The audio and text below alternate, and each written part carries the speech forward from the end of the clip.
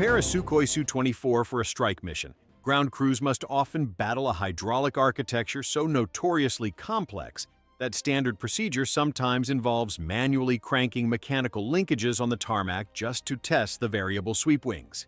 This is an aircraft powered by engines that guzzle aviation kerosene at a rate that borders on the absurd, featuring an ergonomic layout that actively fights its pilots, and boasting a maintenance-to-flight hour ratio that would bankrupt a Western Air Force in a single fiscal quarter.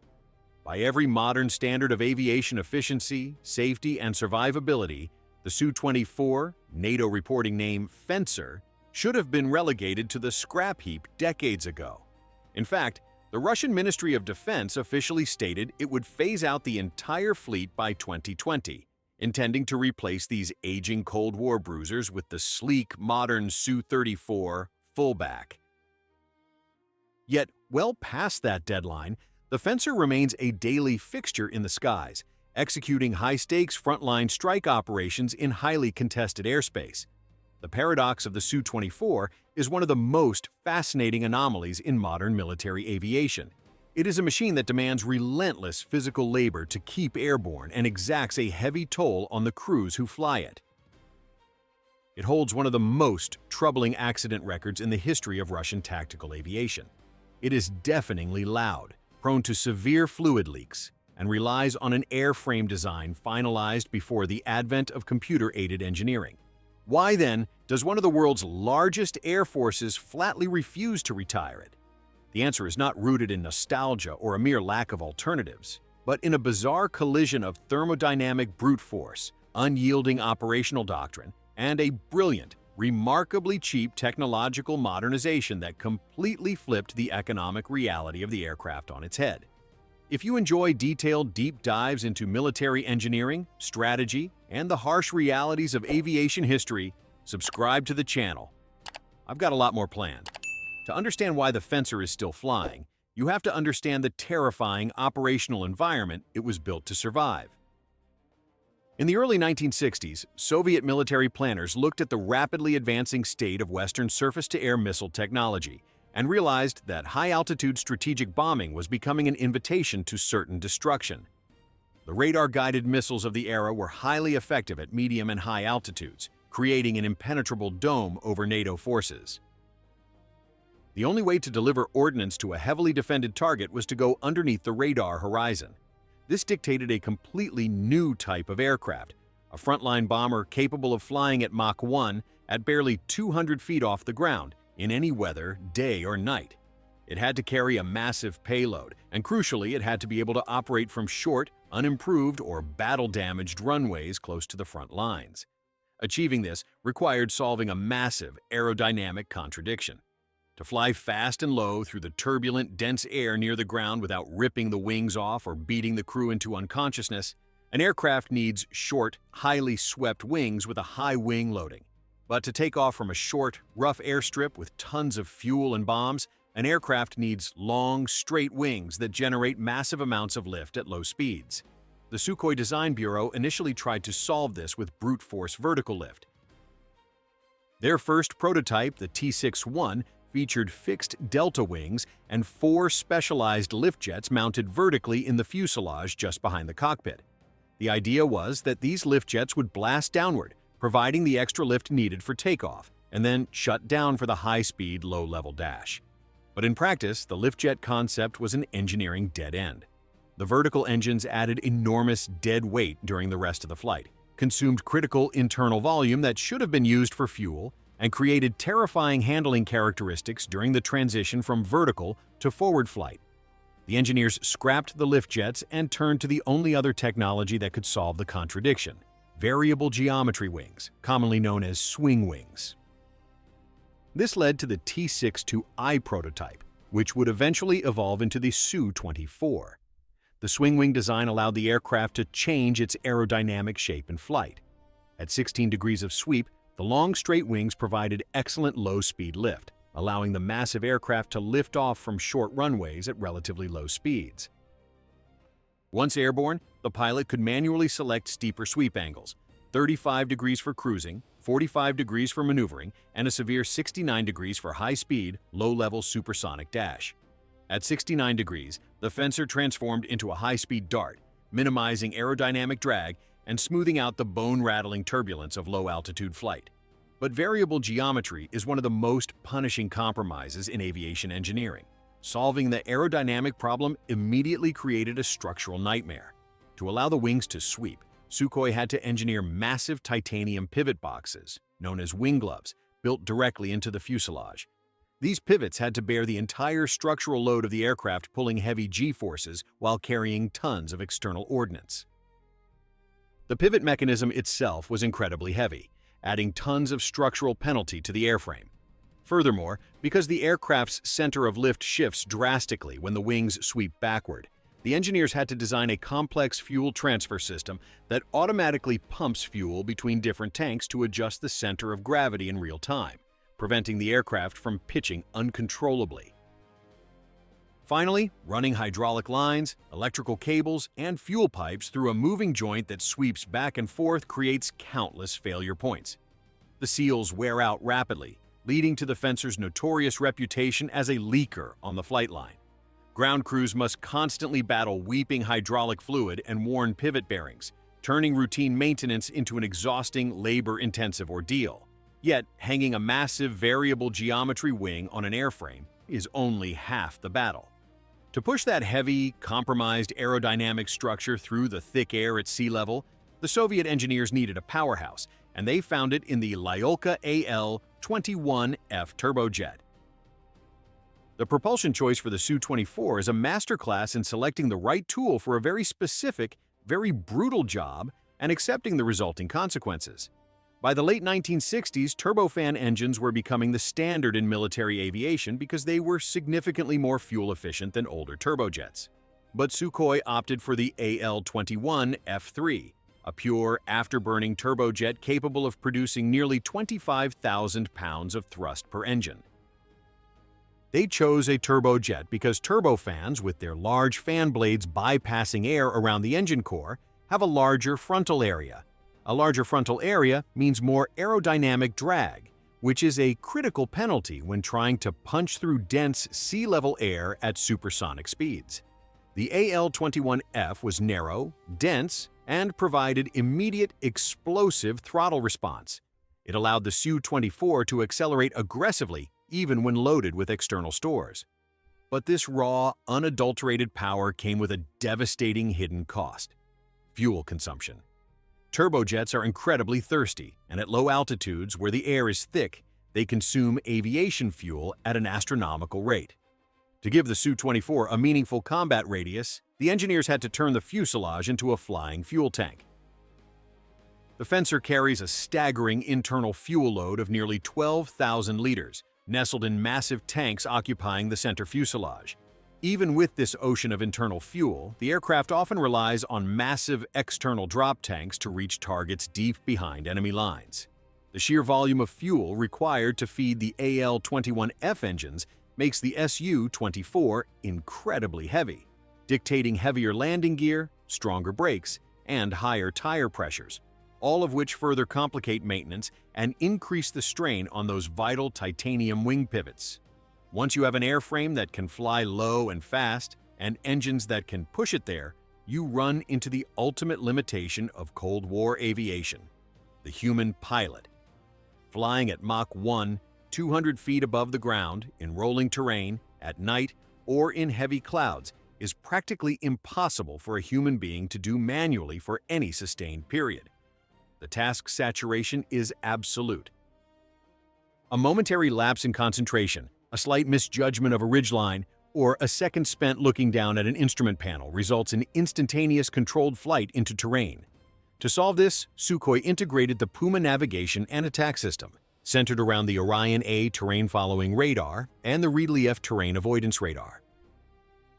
The Orion A, housed in the massive, bulbous radome at the nose of the aircraft, continuously scans the ground ahead, projecting the terrain profile onto a screen in the cockpit and feeding data into the analog flight control computers.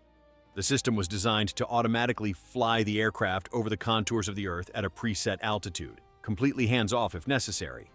This technological leap was staggering for its time, but the operational reality of utilizing it was nothing short of terrifying. Transitioning from the theoretical brilliance of the engineering to the dirt of operational reality requires looking inside the cockpit. The Su-24 features a side-by-side seating arrangement, housing the pilot on the left and the weapons systems officer or navigator on the right. Side-by-side seating was chosen to facilitate better crew coordination, allowing the pilot and navigator to share a single set of radar displays and communicate seamlessly during high-stress, low-level runs.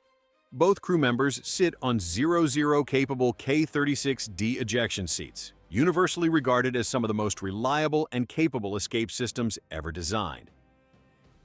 However, the cost of this side-by-side arrangement was a massive aerodynamic drag penalty due to the wide, blunt canopy.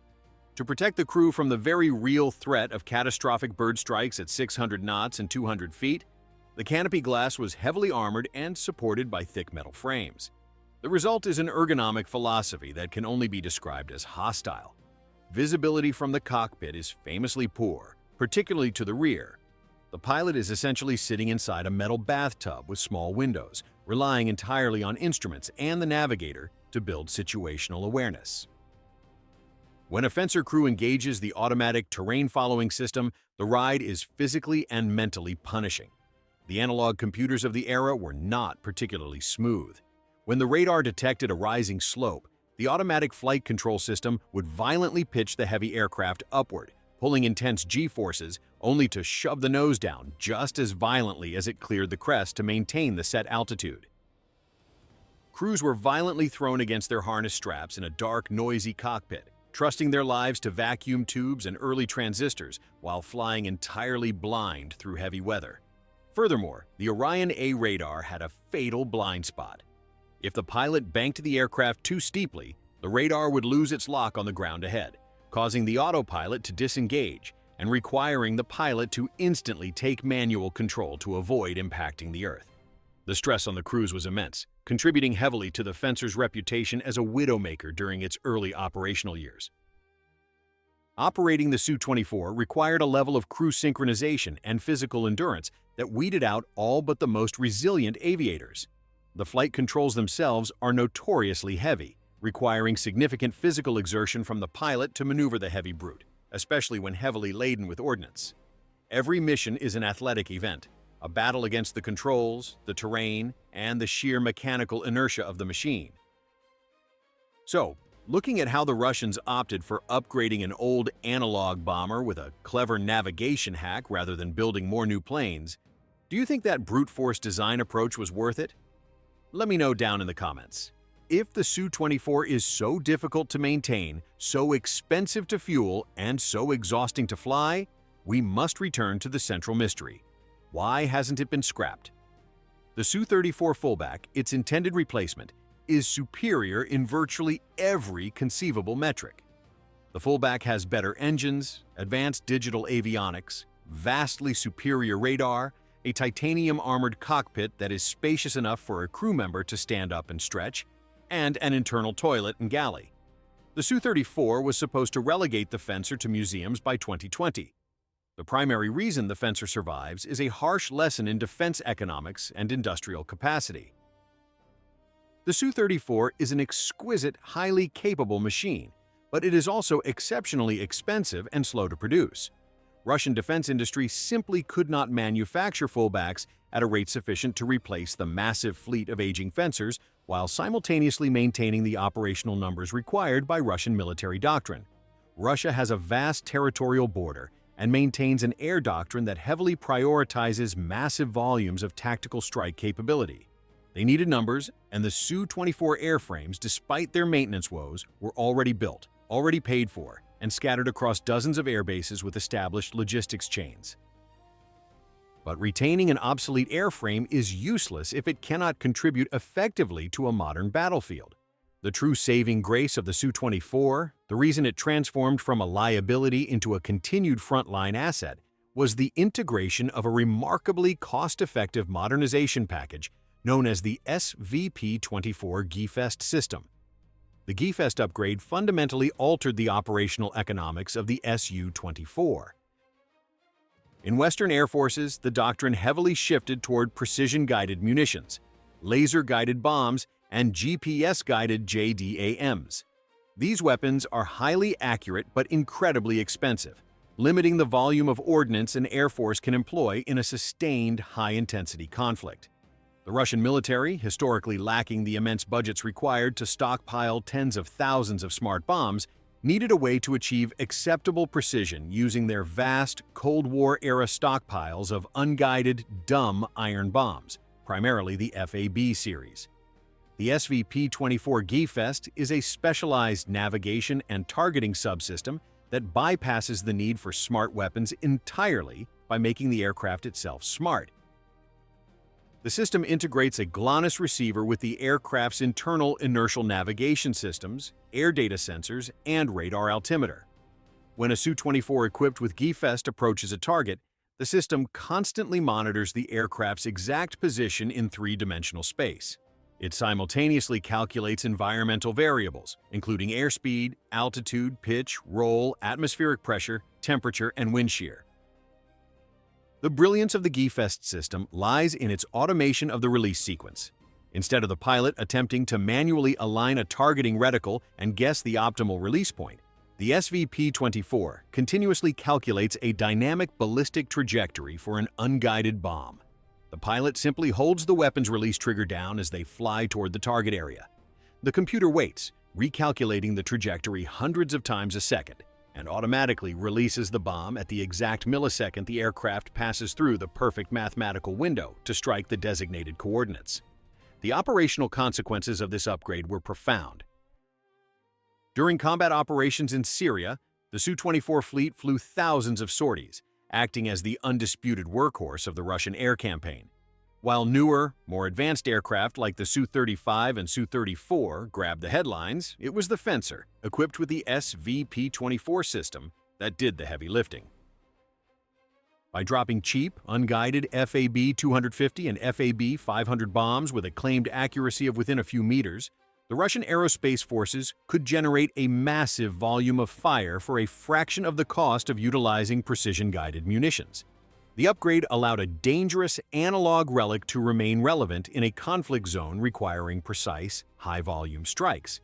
Yet, this technological band-aid does not erase the brutal realities experienced by the maintenance crews on the ground.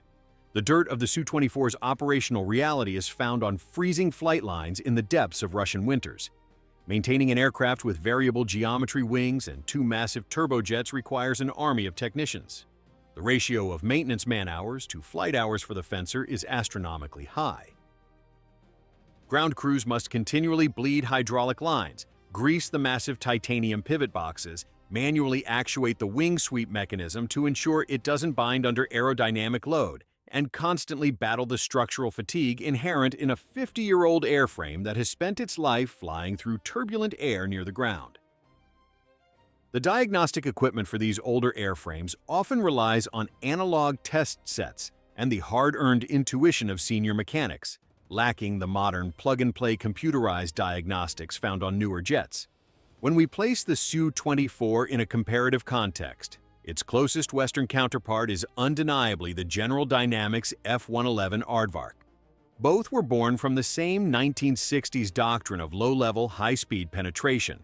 Both featured variable geometry wings, twin engines, side-by-side seating, and terrain-following radar. The F-111, however, possessed significantly greater range, higher payload capacity, and more advanced early avionics. It also utilized an innovative, albeit heavy, escape capsule instead of traditional ejection seats. But the United States retired the F-111 in the 1990s. The West moved away from the dedicated low-level penetrator concept entirely, favoring multi-role fighters like the F-15E Strike Eagle, relying on stealth technology, precision-guided munitions, and medium-altitude operations to ensure survivability. The divergence in the fates of the F-111 and the Su-24 highlights a fundamental difference in military doctrine. The West retired its swing-wing bombers because they were too expensive to maintain, and technology had provided a better way to strike targets.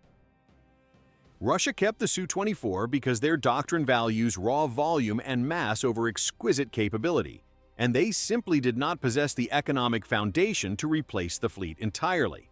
The Fencer became the ultimate manifestation of the good enough philosophy. It doesn't need to be stealthy, and it doesn't need to be comfortable. It just needs to carry thousands of kilograms of high explosives, survive the transit to the front line, and drop them with acceptable accuracy. The legacy of the Su-24 is complex and somewhat grim.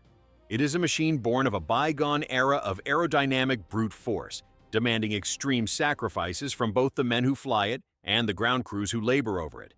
Its continued use in modern conflicts is less a testament to its timeless design than it is a reflection of industrial limitations and a ruthless pragmatism that prioritizes tactical output over human and mechanical efficiency. The Fencer is a flying contradiction, an obsolete, maintenance-heavy burden that nevertheless provides an irreplaceable core of tactical strike capability. It is a living fossil of the Cold War, refusing to go quietly, roaring low over the battlefield on the sheer thrust of its thirsty turbojets, surviving not through grace or sophistication, but through sheer undeniable momentum. If you like this deep dive into the engineering and operational realities of the Su-24, leaving a like helps get this out to other military history fans, and it tells the algorithm we want more thorough analysis over surface-level specs. Thanks for being here.